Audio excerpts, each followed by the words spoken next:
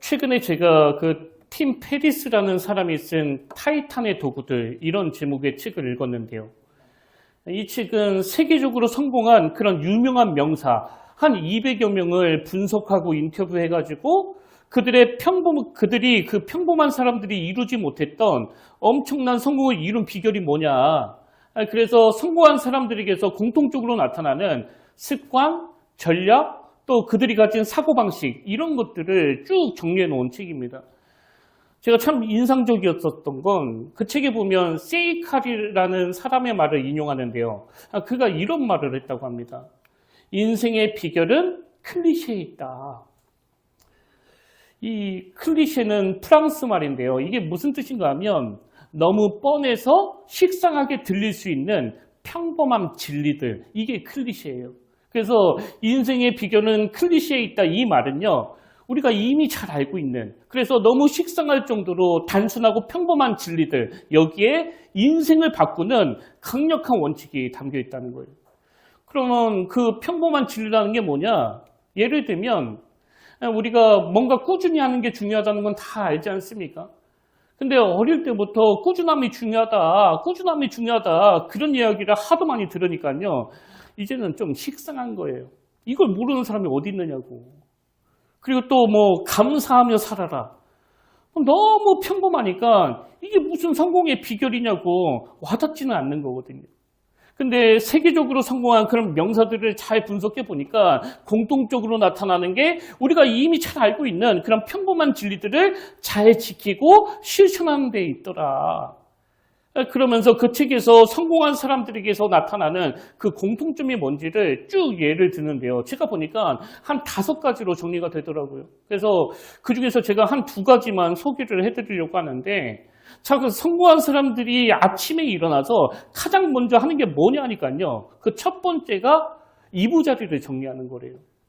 자고 일어나서 이불을 정리하는 게 성공한 사람들이 공통적으로 가지고 있는 습관이더라. 이게 좀 의외지 않습니까? 그 이불을 정리하는 게 무슨 대단한 일이라고 그게 성공한 비결이냐? 그 미국의 해군 제독이 텍사스 대학교 졸업식에서 이런 연설을 했다고 하는데요. 그 책에서 이거를 증명하는 자료로 이야기하는 거예요. 그가 이런 말을 했다고 합니다. 매일 아침 잠자리를 정돈한다는 건 그날의 첫 번째 과업을 달성했다는 뜻입니다. 작지만 무언가를 해놨다는 성취감이 자존감으로 이어집니다. 그리고 또 다른 일을 해내야겠다는 용기로 발전합니다. 하루를 마무리할 무렵이 되면 아침에 끝마친 간단한 일 하나가 수많은 과업 완료로 바뀌게 됩니다. 그렇게 살아가면서 우리는 깨닫게 됩니다. 인생의 이러한 사소한 일들이 얼마나 중요한지를. 해군 제독이 이제 대학교를 졸업하는 젊은 청년들에게 이렇게 이야기를 했다는 거예요.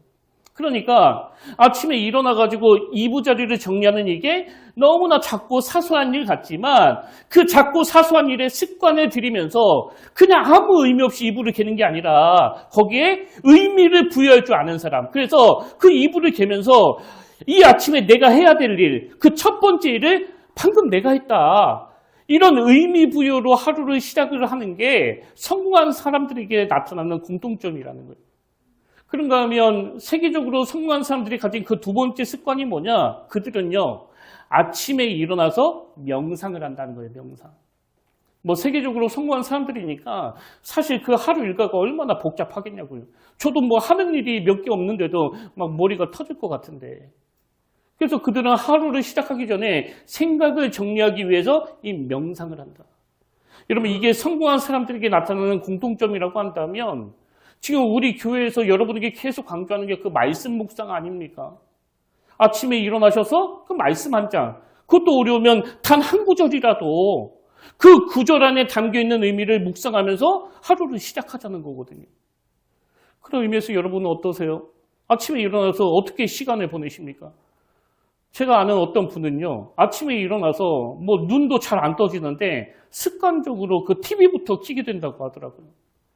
여러분, 그 눈 뜨자마자 뉴스부터 보시면 어제 저녁에 일어났던 그 사건, 사고, 뭐 어떤 흉악범이 칼로 누구를 찔러 죽이고 또 어떤 끔찍한 일이 일어나고 뭐 이런 걸로 하루를 시작하는 거 아닙니까? 그래서 내 안에 그런 것들이 들어오기 전에 하나님 말씀을 머릿속에 담고 말씀을 묵상하고 그리고 뭐 소파에 앉아서 한 10분, 20분 조용히 눈을 감고 우리 삶을 점검하고 체크하는 이런 것들이 하루 일과를 시작하는데 굉장히 도움이 된다는 거거든요. 뭐 저 같은 경우는요, 아침에 일어나서 그 묵상하는 것 중에 하나가 그날 하루 일과를 미리 쭉 점검을 하거든요. 내가 오늘 오전에 누구를 만날 때 이 말실수하지 않도록 헛소리가 새어나지 않도록 어떤 말을 해야 되고 또 어떤 말을 하면 안 되는지 그리고 그 다음 스케줄에는 그 문제를 어떻게 정리해야 되는지 뭐 이런 것들을 쭉 점검하는데 제가 경험해 보니까요. 아침에 하나님 앞에 충분히 묵상한 날은 하루가 굉장히 빨리 가요. 그리고 뭐 혼란이 없습니다. 그 책에서 바로 이런 원리를 가르쳐 주는 거 아닙니까? 그리고 제가 그 5가지 중에서 2가지만 말씀드렸는데요. 그 중에 맨 마지막 5번째가 좀 독특해요. 아침에 일기를 쓴다. 왜냐하니까 저녁에 퇴근하고 집에 들어오면 그 에너지가 다 고갈이 되고 막 너무 힘들다 보니까 일기를 자꾸 부정적으로 쓰기가 쉽거든요. 그래서 성공한 사람들은 아침을 기대하면서 일기를 쓴다는 거예요. 여러분, 성공한 사람들이 이런 공통점을 가지고 있는 것처럼요. 여러분이 하루를 시작하면서 하나님이 주신 말씀을 묵상하고 그 말씀 앞에서 오늘 내가 어떻게 살 것인가를 정리하고 또 하루를 기대하면서 감사 노트를 쓰신다면 이게 뭐 굉장히 좋은 습관 아니겠습니까? 그리고 저는 예수님께서 우리에게 본을 보여주신 것 중에 하나가 바로 이런 습관이라고 생각하거든요. 그 마가복음에 보면은요. 예수님께서 엄청 분주한 하루를 보내시는데 그 장면이 마가복음 1장 22절부터 시작됩니다. 한번 보십시오. 저물어 해질 때에 모든 병자와 귀신 들린 자를 예수께 데려오니 온 동네가 그 문 앞에 모였더라. 예수께서 각종 병이 된 많은 사람을 고치시며 많은 귀신을 내쫓으시되 즉 일과를 끝내셔야 되는데 저물어 해질 때까지 각종 병이 든 사람 또 귀신 들린 사람들이 끊임없이 몰려와가지고 예수님이 굉장히 긴 하루를 보내신 거예요. 그리고는 35절 바로 그 다음 날입니다. 새벽 아직도 밝기 전에 예수께서 일어나 나가 한적한 곳으로 가서 거기서 기도하시더니 지금 예수님이 보여주시는 이 성공한 사람들이 가지고 있는 습관. 그래서 요새 뭐 이 루틴을 지키는 게 중요하다 뭐 이런 말들을 많이 하지 않습니까? 어제 내가 아무리 바빴어도 그리고 내가 어제 한가했어도 일상에서 한결같이 행하는 어떤 패턴, 이 루틴이 필요한 거거든요. 여러분이 다 아시지만 사실 뭐 엄청 분주하고 바쁜 하루를 보내면요. 뭐 일할 때는 피곤한 줄 잘 모르는데 자고 일어나면 뭐 더 피곤한 거 아닙니까? 근데 주님께서는 그 전날에 정신없이 바쁜 일과를 보내셨는데도 새벽 아직도 밝기 전에 예수께서 일어나 나가 한적한 곳으로 가서 거기서 기도하시더니 그래서 제가 오늘 여러분에게 이걸 강하게 말씀드리고 싶은데요. 여러분 아까 그 인생의 비결이 그 프랑스 말로 클리셰 너무 뻔해서 식상하게 들릴 수 있는 그런 평범한 진리들이 있다면요. 신앙의 성장도 마찬가지예요. 교회에서 그 뻔하게 부탁하는 것들이 있잖아요. 그게 익숙해지면 더 이상 귀에 안 들어옵니다. 클리셰, 너무 뻔해서 하기 쉬운 것 중에 하나가 바로 그 한 구절 묵상 아닙니까? 제가 뭐 2구절 묵상하라고 그러나요? 한 구절만 하면 되는데. 근데 너무 뻔하고 익숙한 거지만 이걸 습관으로 만들어서 지속적으로 말씀을 묵상하는 그런 사람에게는요. 놀라운 일이 일어나는 거예요. 그 마태복음 4장에 보면 마귀가 예수님이 공생일을 시작하시기 직전에 그 3가지 시험을 하는데요. 그 첫 번째 유혹에, 2번째 유혹에, 3번째 유혹에 주님이 공통적으로 보여주시는 반응이 뭐냐니까 말씀을 인용하시는 거예요. 말씀을. 그 3가지 시험을 다 말씀으로 대응하시는 거거든요. 조금 이게 클리셰라고 생각해요. 여러분 우리가 이 땅을 살면서 너무 많은 유혹과 너무 많은 공격이 있다고 할 때 지속적으로 말씀을 묵상한 그런 사람에게는 어떤 공격이 들어오더라도 예수님처럼 말씀으로 방어할 수 있는 능력이 나타나는 줄 믿으시기 바랍니다. 이 클리셰가 정말 여러분에게 습관이 되기를 원해요. 사실 오늘 본문 말씀도 너무 익숙한 말씀이에요.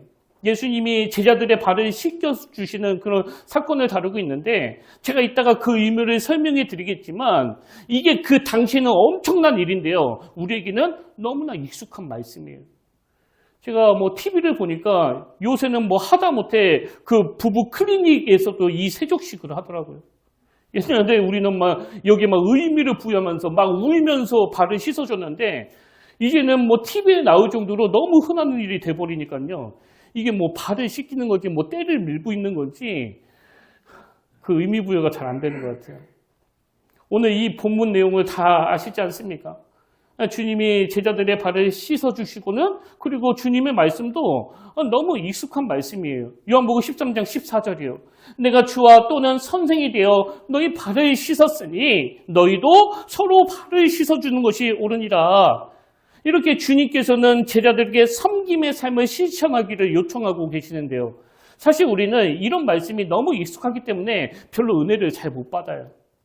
그래서 여러분이 잘 모르시는 구약의 어느 본문을 가지고 제가 막 분석해드리면 그날은 막 귀를 쫑긋 세우고 다 잘 들으시는데요. 이런 본문에서는 이거 뭐 뻔한 교훈인데. 그래서 좀 건성건성 넘어가기가 쉬운데 그게 아니에요. 그게. 제가 이 본문으로 설교를 준비하다가 그 신학교 다녔을 때 만났던 친구 전도사님이 생각나는데요. 전에 한번 말씀드렸습니다. 이 전도사님은 신학교 다닐 때 지방에다가 교회를 개척해가지고 그 오래된 봉구를 타고 왔다 갔다 하면서 거기 인근에 있던 전도사님들을 다 태워오던 그렇게 봉사를 좋아하시던 분이거든요. 근데 이분이 참 독특했던 게 뭐 누구를 만나는지 간에 뭐 하나씩은 막 꼭 주는 거예요. 음료수를 줄 때도 있고 또 빵을 줄 때도 있고 또 뭐 책을 줄 때도 있고. 그래서 하루는 제가 이 전도사님께 이렇게 물어본 거죠. 전도사님은 왜 만날 때마다 왜 하나씩 주시느냐고. 그랬더니 이분이 뭐라고 하시는가 하니까 하나님이 자기를 목사로 불러주신 게 너무나 감사해서 하나님께 약속을 드렸다는 거예요. 약속을. 하루를 보내는 동안에 누구를 만나든지 3가지 이상 내가 선한 일을 하기로. 근데 이 매일마다 이 3가지씩 선한 일을 한다는 게 이게 진짜 어려운 일 아닙니까? 그래서 이분이 학교를 다니면서 제일 많이 들고 다녔던 게요. 바로 그 껌이었어요. 껌.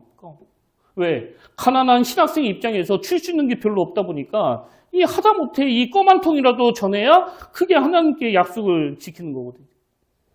그래서 껌을 뭐 가방에도 두고 뭐 차에도 둬가지고 만약에 그날 선한 일을 1가지밖에 못하면 이 껌이 2통이 나가는 거죠. 선한 일을 하나도 못하면 이 껌이 3통이 나가는 거고. 그래서 제가 이번에 이 설교를 준비하는데 그 전도사님이 생각나면서 디모데전서 3장 1절이요. 미쁘다 이 말이요. 사람이 감독의 직분을 얻으려 하면 선한 일을 사모하는 것이라.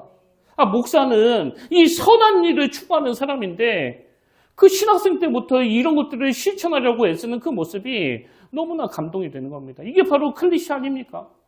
그래서 여러분 오늘 우리가 이런 본문 말씀을 보면서 이건 뭐 그냥 뻔한 내용이라고 치부해버리는 게 아니라 예수님께서 제자들의 발을 씻겨주시면서 너희들도 이런 삶을 살아라 할 때 내가 주변 이웃에게 어떤 선한 일을 행할 수 있을까 고민해야 돼요. 고뇌해야 됩니다.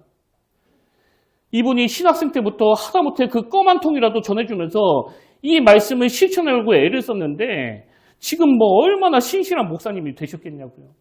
아까도 말씀드렸지만 이분이 신학교 다닐 때 지하에서 그 교회를 개척했는데 사실 뭐 신학생이 목회하는 그 교회에 뭐 성도가 뭐 벌떼처럼 모여들겠습니까? 그러니까 그 뭐 학비 내랴 월세 내랴 또 뭐 생활비 하랴 경제적이라 뭐 너무 어려울 수밖에 없는 거죠. 그리고 제가 그때 그 교회 친구의 그 친구네 교회에 한번 방문한 적이 있는데요. 뭐 성도도 없거니와 교회가 뭐 얼마나 할까요? 여기 반만 할까요? 게다가 여기 반 중에 3분의 1은 딱 커튼을 뒤에다가 딱 쳐놓고 그걸 사택으로 만들어 놨더라고요. 그래서 제가 보기에도 참 열악한 환경에서 목회하는데 신기한 건 뭐냐 하니까 이 친구는요 늘 싱글벙글이에요. 늘 행복해해요. 제가 지난주에 이 본문 말씀을 묵상하다가 이 친구가 왜 이렇게 행복했는지 그 비결을 알게 된 거죠. 오늘 본문에 보면 예수님께서 손수 발을 씻겨주시는 본을 보이시고 그 다음에 이제 너희들도 이런 삶을 살아라 이런 요지의 말씀을 하시고는 맨 마지막에 주님이 이렇게 말씀을 정리하십니다. 요한복음 13장 17절 너희가 이것을 알고 그 다음에 행하면 복이 있으리라. 여러분 오늘 우리가 아주 작은 거라도 내가 이웃을 위하여 선한 일을 하기를 원한다 할 때 그 이웃도 혜택을 받겠지만 그래서 그 당시 그 전도사님이 항상 그 봉구를 몰고 다니면서 동기들을 태워다 주고 또 데려다 주고 그랬으니까요. 뭐 제 동기들이 그 혜택을 많이 받았죠. 그러면 그분의 성금으로 모든 동기들이 행복한데 그분이 더 싱글벙글한 거 이게 오늘 본문에서 주님이 주시는 교훈 아닙니까? 너희가 이것을 알고 행하면 복이 있으리라.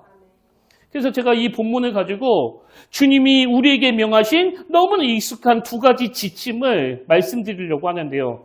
자, 그럼 주님이 우리에게 요구하시는 게 뭐냐?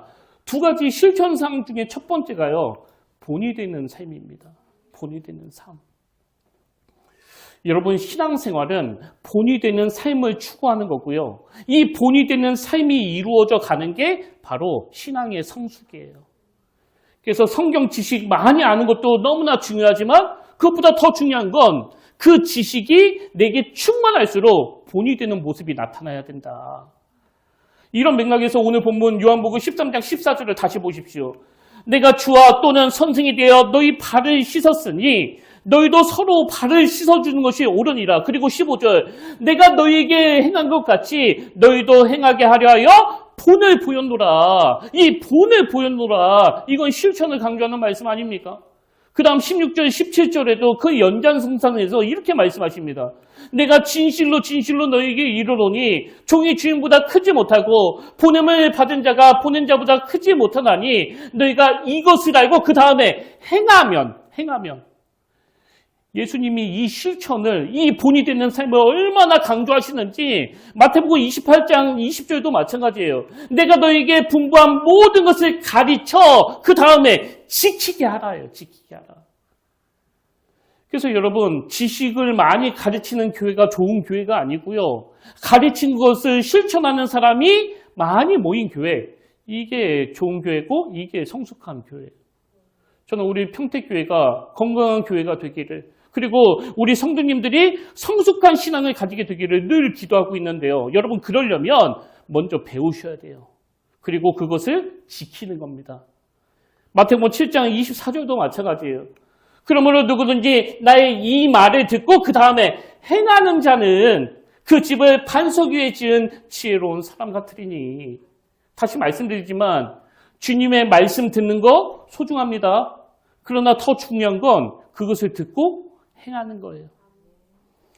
그러면서 유명한 사도행전 1장에 보면 우리 주님이 어떤 자세로 가르치셨는가를 설명하는 내용이 나오는데요. 그 중요한 포인트가 1절 뒷부분에 나옵니다. 데오빌로요, 내가 먼저 쓴 글에는 무릇 예수께서 행하시며 가르치시기를, 여기 두 가지가 나오잖아요. 행하시며 가르치시기를 시작하신부터. 그러니까 예수님은 가르치시는 분인데 당신이 가르치는 것에 대하여 먼저 본을 보이시는 거, 이게 주님이 가르치시는 방법이에요. 사실 제가 신학교 들어갔을 때는요, 뭐 설교하는 게 막 되게 재밌고 또 굉장히 쉬웠거든요. 그래서 처음에 그 군산에 있는 교회에서 중고등부 좀 그리고 대학부 좀 맡아달라고 그랬을 때 저는 진짜 좋았습니다. 대전에서 그 군산까지 가려면 꽤 오랜 시간을 가야 됐는데도 이 설교할 생각을 하면 막 너무 신이 나니까요. 뭐 하나도 멀다고 느껴지지가 않더라고요. 그래서 학기 중에는 매 주마다 가서 막 거침없이 설교하고, 그리고 그 이후로도 어디서 불러주든 간에 가지요 뭐. 못 갑니까? 한 번도 제가 거절한 적이 없는데, 저는 한번 말씀드렸잖아요. 요즘에는 가서 설교할 자신이 없어요. 그 젊은 신학생들 앞에서 설교하는 건 뭐 그렇게 어려운 일이 아닌데 가르쳐 지키게 하라. 그래서 내가 저들에게 본이 되고 있나? 그 생각을 하면 자꾸 그 위축이 되는 거거든요. 그리고 그 위축감이 점점 커져가지고요. 지금은 설교가 정말 어려워요.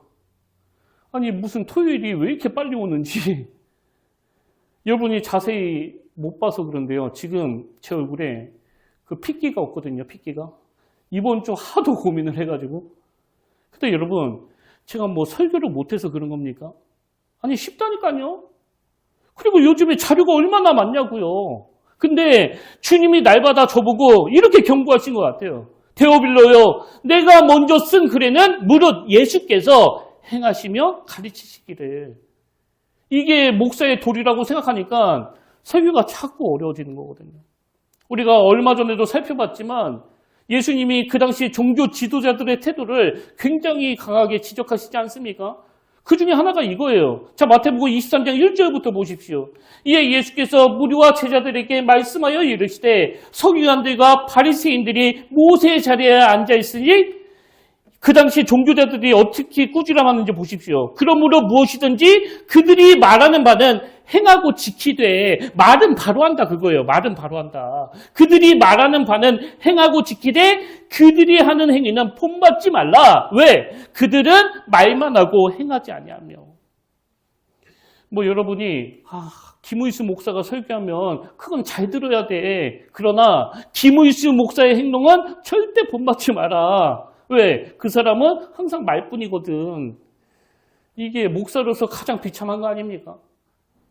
제가 참 두려운 게 뭐냐 하면은요, 뭐 여러분이야 저를 잘 모르시니까 시험 들 일이 별로 없지만 한 집에 살고 있는 제 아내는 저를 매일 보잖아요. 그래서 제가 뭐 입만 살아있는 사람인지 아니면 또 말씀대로 잘 사는 사람인지 잘 알 수밖에 없기 때문에 저는 주일 저녁 시간이 되면요, 그게 가장 두려워요. 같이 밥을 먹으면서 여보 아까 내가 그 설교를 들어보니까 그거 좀 과장이 있던데요. 이런 소리를 들을까 봐. 뭐 다행히도 뭐 아직까지는 그런 이야기를 들은 적은 없지만 이게 저를 항상 긴장하게 만들고 또 고나게 만드는 거거든요. 그런 의미에서 우리 속장님들은요, 뭐 영적으로 성숙해질 수밖에 없습니다. 왜? 가르쳐 지키게 하는 그 역할을 맡고 계시면 저 같은 이런 고뇌를 할 수밖에 없는 거거든요. 그래서 하나님께 더 기도하게 되고 더 은혜를 구하게 되고, 여러분도 잘 아시지만 지금 세상이 이 한국교회를 향해서 막 비난하고 조롱하는 게 전부 다 이 바리새인들이 보여줬던 그 모순 때문 아닙니까? 그들은 말만 하고 행하지 아니하여. 오늘 세상으로부터 이렇게 비난을 받고 있는 한국교회 앞에 뭐 저 같은 목사들이 누가 뭘 얼마나 잘못했고 어느 교회가 또 얼마나 타락했고 이게 중요한 게 아니라 바로 나 자신이 하나님 앞에 나아가 하나님, 말만 무성하고 행함이 약한 저의 연약한 모습을 불쌍히 여겨주시길 원합니다. 왜? 주님은 얼마나 청산유수같이 설교하느냐를 보시는 게 아니라 가르쳐 지키게 하고 제가 설교한 그 내용을 행하고 있는지를 보시는 분이거든요. 그래서 성경에 보면은요, 주님이 이 부분을 얼마나 강하게 강조하시는지 모릅니다. 한국교회가 살아날 수 있는 유일한 대안이 있다면 모든 목회자들이 주님의 본을 받아서 우리가 먼저 말씀을 실천하고 그 실천하는 사랑을 설교하는 이런 모습으로 변화되어야 될 줄로 믿습니다. 우리가 항상 이런 말씀에 귀를 담아야 돼요. 최근에도 제가 어느 권사님하고 대화를 나누는데요, 이분이 꼭 이 설교의 샘플을 들려주신 것 같더라고요. 이 권사님에게 그 남동생이 하나 있는데 뭐 교회도 막 뜨문뜨문 나오고 그 신앙생활을 잘 하지 않던 분이래요. 근데 여러분, 은혜라는 건 정말 놀라워요. 이분이 어떤 계기로 단번에 예수님을 잘 믿게 된 거예요. 그렇게 단번에 예수님을 잘 믿고 삶이 확 변화가 됐는데 제가 너무 감동이 됐던 게 뭐냐 하면 그 누나 권사님이 이런 말씀을 하시더라고요. 우리 동생이 예수 믿고 나서 그 경비 아저씨를 대하는 태도가 달라졌다고. 그래서 뭐 이 동생분이 주변 사람들에게 완전 다른 사람이 됐다는 그런 소리를 듣고 있고요. 무엇보다도 그 집 아들이 이런 이야기를 한대요. 우리 아버지 아닌 것 같다고. 진짜 달라졌다고. 여러분, 이게 신앙의 성숙이고 이게 우리 평택교회가 살 길이고 이게 한국교회가 살 길인 줄로 믿으시길 바랍니다. 저는 여러분이 정말 예수 잘 믿으시길 바라요. 그래서 여러분의 아들에게, 여러분의 딸에게, 그리고 여러분의 형제들에게 이 사람 예수 믿더니 사람 대하는 태도가 달라졌다고 이런 평가를 받게 되시길 바라는데, 그러려면 어떻게 해야 된다고요? 배운 것을 실천하는 거예요. 어제 제가 여기 지방 목사님하고 통화하면서 아까 말씀드린 하루에 그 3가지 선한 일을 했던 그 목사님 이야기를 쭉 해드렸는데요. 이분이 전화를 끊고 나서 저에게 사진 하나를 보내왔거든요. 제가 그 사진을 보고서 혼자 웃었는데 이거 우리 성도님들하고 좀 나눠야 되겠다 그런 생각을 하면서 제가 가지고 왔습니다. 자, 무슨 사진을 보냈는지 한번 보십시오. 이 목사님이 전화 끊고서 하여튼 이 목사님도 참 부지런해요. 어디 편의점에서 샀는지 저 사진을 보내주면서 이런 말을 하더라고요. 이번 주에 나도 우리 성도님한테 껌 한 통씩 나눠주려고 합니다. 저 사진을 보면서 혼자 웃었지만요. 그 진한 감동이 막 밀려오는 거예요. 여러분 너무 작은 거라 하더라도 아까 그 클리셰 껌 하나 드리는 게 별거 아닌 것 같지만 내가 주님의 말씀을 실천하고 애를 쓴다고 할 때 그 애씀 속에 점점 더 성숙해지는 그런 비결이 있다는 것을 꼭 경험해 보시길 바랍니다. 먼저 본을 보이는 거예요. 그런가 하면 오늘 본문에서 주님이 요구하신 게 하나 더 있는데요. 두 번째로 우리가 실천해야 될 게 뭐냐니까 섬기는 삶이에요. 섬기는 삶. 이게 너무 뻔한 이야기지만요. 우리가 꼭 고민해야 될 문제예요. 왜냐하니까 요한복음 13장 14절에 다시 보십시오. 내가 주와 또는 선생이 되어 너희 발을 씻었으니 너희도 서로 발을 씻어주는 것이 옳으니라.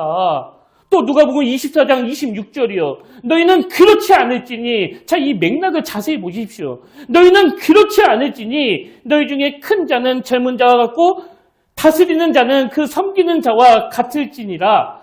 앉아서 먹는 자가 크냐 섬기는 자가 크냐 앉아서 먹는 자가 아니냐 그러나 나는 섬기는 자로 너희 중에 있노라.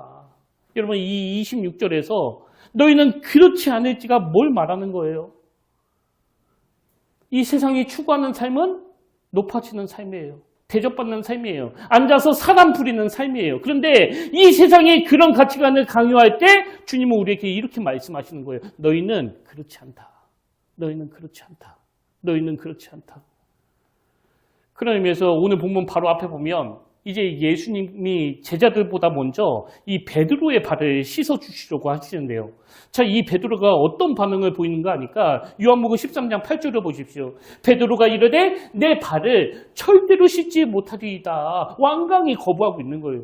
베드로가 왜 이렇게 완강하게 거부하는가 하면 거기가 아무래도 그 흙먼지가 나는 중동 사막 지역이다 보니까요. 그 샌들을 싣고 다니다 보면 뭐 자연스럽게 이 발에 흙먼지가 많이 묻게 되잖아요. 그래서 그 당시 유대 사회의 풍습이 이제 주인이 외출하고 집으로 돌아오면 종들이 딱 대기하고 있다가 그 주인의 발을 씻겨주는데 제가 자료에 보니까요.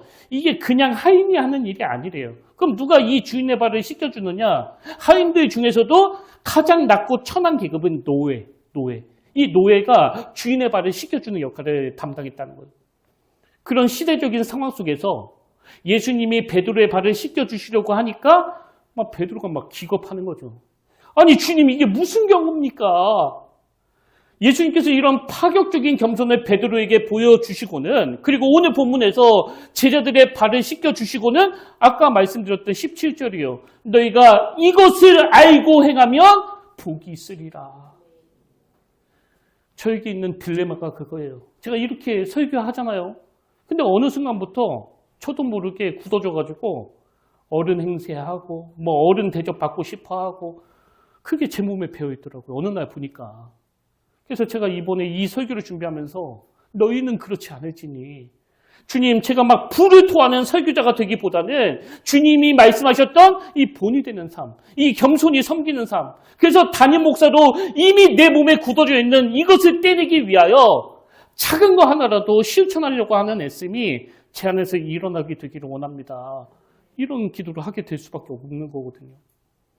여러분 오늘 이 말씀이 너무 뻔하고 옛날부터 식상할 정도로 들어서 너무 익숙한 말씀이지만 인생의 비결이 이 클리셰에 있다면 영적인 성숙의 비결도 이 클리셰에 있는 줄로 믿으시길 바랍니다. 그래서 오늘 삶 가운데 작은 거 하나라도 실천하려고 애를 쓰고 그리고 아까 제가 그 사진을 보면서 혼자 웃었지만 그 껌 하나에 진한 감동이 밀려오는 것 이게 우리가 맛봐야 되는 행복이에요. 그런 면에서 여러분이 교회 오실 때 우리는 주차 공간이 굉장히 협소하니까요. 배려하기 위해서 차를 주변에다가 세워놓고 걸어오시는 거 이거 클리셰예요. 그리고 집에 안 쓰는 물건들 가지고 오셔가지고 그 저렴한 가격으로 판매하고 그걸 또 성경음으로 사용하시는 거 이것도 클리셰 아닙니까? 여러분 이게 너무나 작고 소소한 사랑의 실천이지만요. 우리 신앙의 다 성장의 재료가 되는 거거든요. 그래서 저는 결론을 맺으면서 이 마더 테레사가 한 말을 읽어드리고 오늘 말씀을 마무리하려고 하는데요. 마더 테레사가 이런 말을 했습니다. 하나님은 우리가 위대한 일을 하기를 원하지 않고 작은 일을 위대한 사랑으로 하기를 원하십니다. 그래서 여러분, 오늘 본문에서 주님이 제자들의 발을 씻겨주신 이 사건은요, 단순히 발을 씻겨줬다가 아니라 우리가 이 땅에서 어떻게 살아야 하는지를 주님께서 몸소 보여주신 사건이에요. 너희도 이렇게 살아라. 사실 우리는요, 이런 말씀을 수도 없이 들었기 때문에 너무 잘 알아요. 모르는 사람이 있습니까? 너희도 섬기면서 살아라. 근데 문제가 뭐냐? 주님이 뭘 원하시는지를 너무나 잘 알고 있지만 이걸 실천으로 옮기지는 않는 거거든요. 그래서 오늘 주님이 이 말씀의 결론을 이렇게 내리시는 거예요. 너희가 이것을 알고 행하면 복이 있으리라. 알면 복이 있다가 아니고요. 알고 행하면 복이 있다예요. 그래서 여러분 오늘 이 말씀을 듣고 그냥 은혜 받았다로 끝내버리면 아무 일도 일어나지 않습니다. 주님이 제자들의 발을 씻겨주시는 여기에 하나님의 그 위대한 사랑이 녹아있다면 이번 한 주 저와 여러분의 삶 가운데 너무 소소하고 너무 작은 것이라 하더라도 사랑으로 섬기는 그 행위에 하나님의 놀라운 역사가 나타나게 될 줄로 믿습니다. 그 하나님의 마음을 시원케 해드리는 그 기쁨의 산재물을 올려드리는 믿음의 성도님들 되시기를 주님 이름으로 축원합니다. 그래서 오늘 저는 결단 찬양으로 은혜라는 찬양 함께 부르기를 원하는데요. 여러분 오늘 우리가 먼저 이 은혜를 받아야 또 흘려보낼 수가 있거든요. 우리 이 찬양, 내가 누려왔던 모든 것들이, 내가 지났던 모든 시간이, 내가 걸어왔던 모든 순간이 당연한 거 아니라 은혜였어. 우리 이 찬양 함께 부르실 때 너무 당연한 것처럼 여겨지는 그 모든 것들이 다시 하나님의 은혜로 다가오게 되기를 바라고요. 우리가 받아 누린 그 은혜를 주변 사람들에게 흘려보내는 이런 사랑의 선순환이 일어나는 우리 평택교회 성도님들 되시기를 바랍니다. 우리 함께 가사를 생각하면서 이 찬양 불러보기를 원합니다.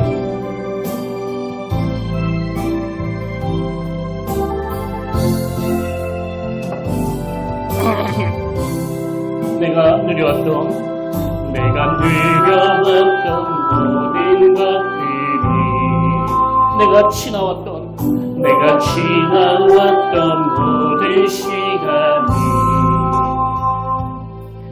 내가 걸어왔던 모든 순간이 당연한 건 아니라 은혜였어. 아침 해가 뜨고 저녁에 노을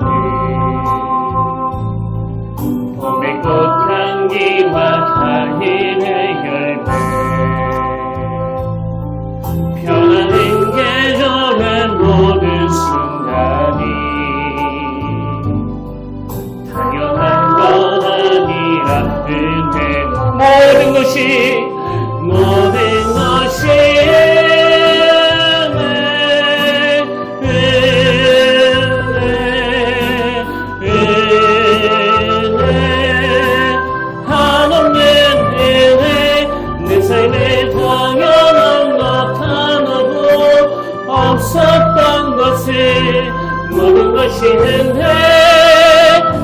은혜였소. 내가 이 땅에 태어나 사는 것, 내가 이 땅에 태어나 사는 것, 어린아이 시절과 지금까지 숨을 쉬며 살며 꿈을 꾸는 삶 당연한 건 아니라 은혜였어. 내가 하나님의 자녀로 살며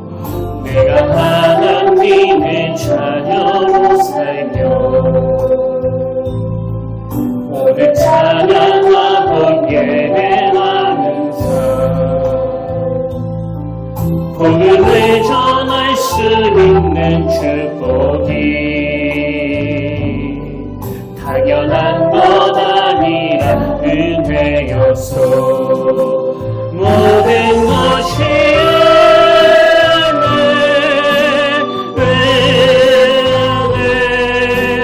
은혜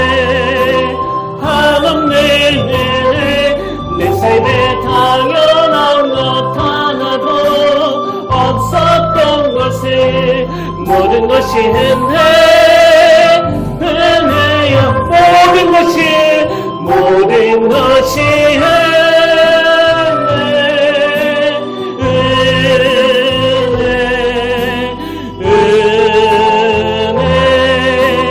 한없는 은혜. 내 삶에 당연한 것 하나도 없었던 것을 모든 것이 은혜. 우리 마지막으로 모든 것이 은혜.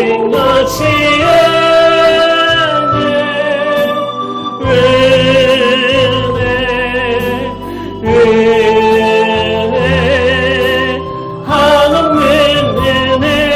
내 삶에 당연한 것 하나도 없었던 것을 모든 것이 은혜였소.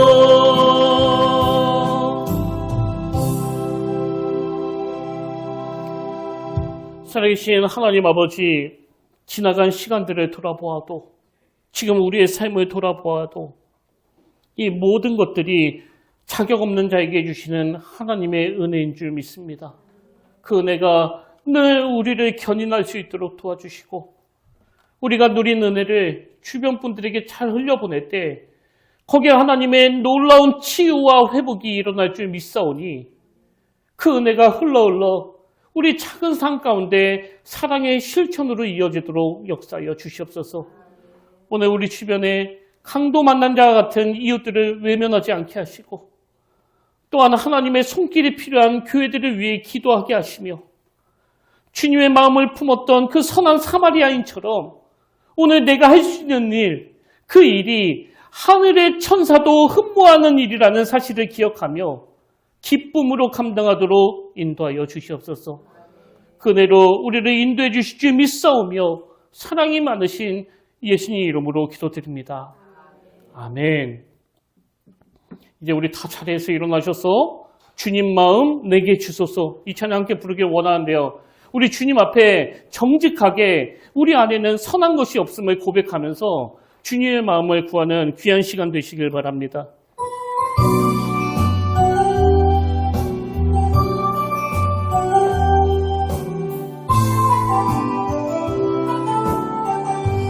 보소서 주님, 나의 마음이 선한 것 하나 없습니다. 그러나 내 모든 것 주께 드립니다. 사랑이고 안으시고 날 새롭게 하소서. 주님만이 내게 주소서. 내 아버지 주님만이 내게 주소서. 나를 향하신 주님의 뜻이 이루어지도록 주님만이 내게 주소서. 내게 사랑을 가르치소서. 당신의 마음으로 용서하게 하소서. 주의 성령 내게 채우사 주의 길 가게 하소서. 주님 당신 마음 주소서. 주의 성령 내게 채우사 주의 길 가게 하소서. 주님 당신 마음 주소서. 주님 마음 내게 주소서. 내 아버지 주님 마음 내게 주소서. 나를 향하신 주님의 뜻이 이루어지도록 주님 마음 내게 주소서. 나의 모습 나의 소유, 나의 모습 나의 소유, 주님 앞에 모두 드립니다. 모든 아픔 모든 기쁨 모든 눈물 받아주소서. 나의 생명을 드리니 주 영광 위하여 사용하옵소서. 내가 사는 날 동안에 주를 찬양하며 기쁨의 죄를 되리. 나를 받아주소서. 어제 일과 내일도 어제 일과 내일도 꿈과 희망 모두 드립니다. 모든 소망 모든 계획 내 손감마음 받아주소서. 나의 생명을 드리니 주 영광 위하여 사용하옵소서. 내가 사는 날 동안에 주를 찬양하며 기쁨의 죄를 되리. 나를 받아주소서. 우리 가진 이 모든 것들을 다 주께서 우리에게 주시었네. 못받게 드릴 것이 없으니 내 삶을 받아주소서. 나의 생명을 드리니 주 영광 위하여 사용하옵소서.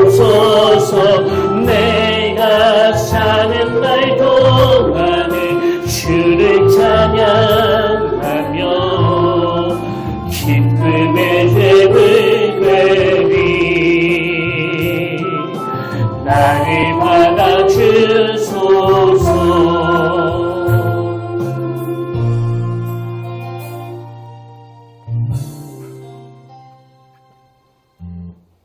너희가 나를 선생이라 또는 주라 하나니 너희 말이 옳도다. 내가 그러하다.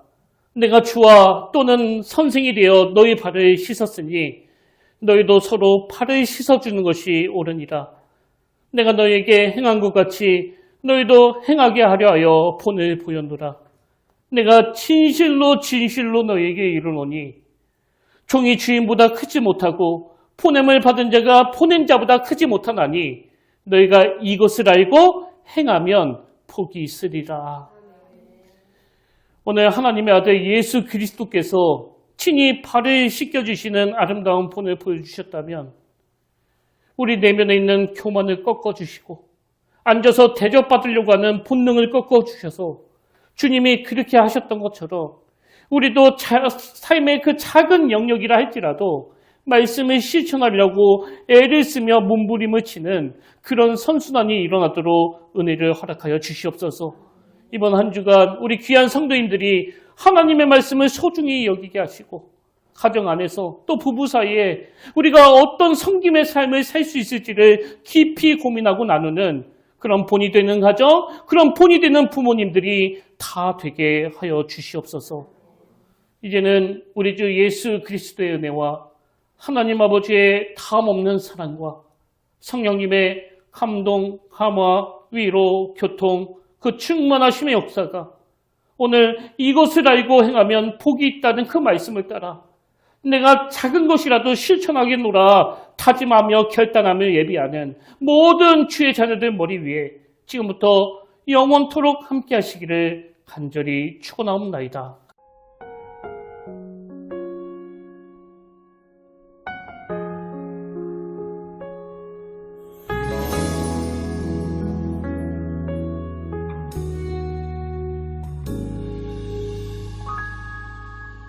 말씀 앞에서 경외함으로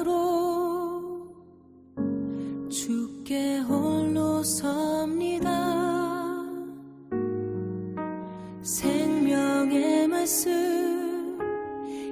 믿고 순종해